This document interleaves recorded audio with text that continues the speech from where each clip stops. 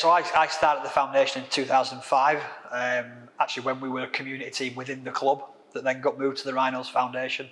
I think the biggest thing for me has been the growth. We started with 5 of us in the foundation across Leeds Tykes and Leeds Rhinos, and now with 30 odd full-time, part-time staff and how many casuals and volunteers, probably got about 60 people on our books now. So the growth, the diversity, it's been organic as well. It's not been forced. We've gone into different routes of education, health, inclusion and netball. It's been a really, really good success story. Been there since 2005 and seeing it grow has probably been a particular highlight.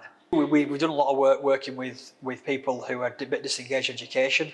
We've had a really good recent example of that with our partnership with SCL, where we've got people going in who are neat in the city of Leeds, going into now full-time employment, apprenticeships. So really good story there about employability. We've seen the growth of the community clubs, you know, the work that we do out in rugby league in particular, where we're putting new under 7s, under 8s, under 9s teams in place, and doing workshops to support the community game.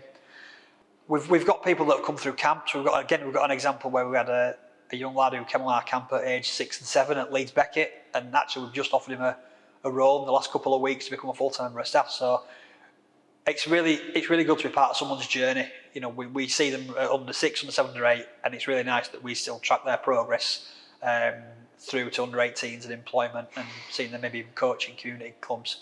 So I think that when people are on that pathway with us, it's an opportunity we provide them, and it's really nice that we don't just see them for a few weeks and disappear. There's a lot of longevity in the work that we do. That's great.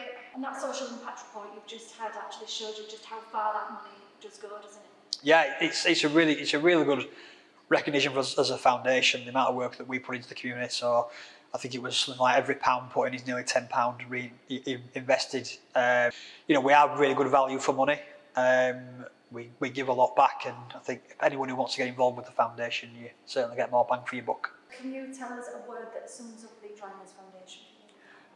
Yeah, 2 words probably, if that's all right. One's a personal word, and then one's a more professional one. So in terms of what I do at the foundation and the role, I'd say the biggest thing that we provide is opportunity.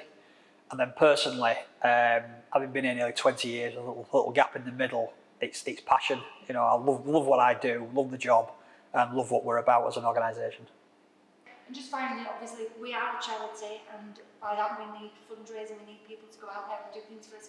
How can people support Leeds Rhinos Foundation's work? Yeah, I think people just donate on the website, but there's also some really cool events you can get involved with. So the most notable ones are the Big Sleep, which we've got on the 23rd of October this year. So a great opportunity for businesses to get together and raise money for 2 really worthy charities in the city, ourselves and St George's Crypt. We have the marathon, the Leeds 10K, so we're getting people active. They're the 2 main fundraisers that we do, and it's, the numbers grow each year, and it's a really good way to get involved with us.